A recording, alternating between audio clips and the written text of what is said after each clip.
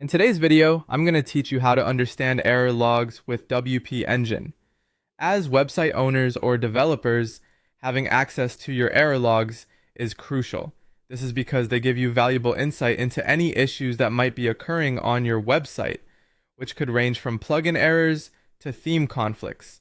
So let's dive right in and break down the process step by step to ensure you can access and understand these logs effectively.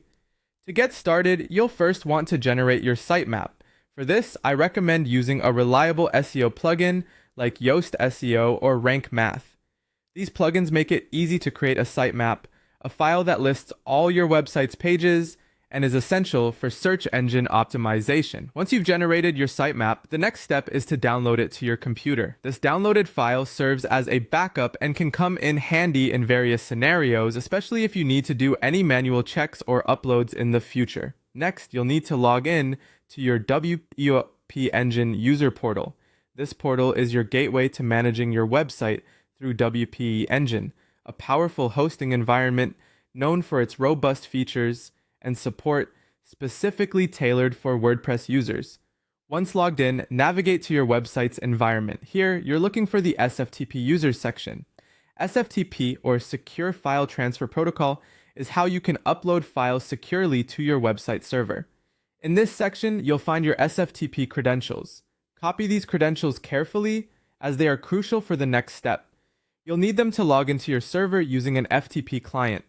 A popular choice is FileZilla, a free FTP solution that is user-friendly and widely recommended. With your FTP client open, log in using those SFTP credentials. Now direct your attention to the root directory of your WordPress site. This directory is like the main folder containing all of your website files, including essential folders such as WP Content, WP Admin, and WP Includes.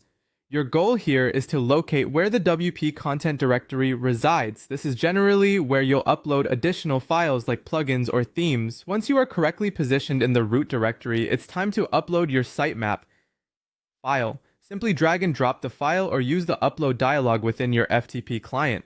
This step is essential as it makes your sitemap accessible from the root of your site, which is a general requirement for search engines to find and index your site efficiently.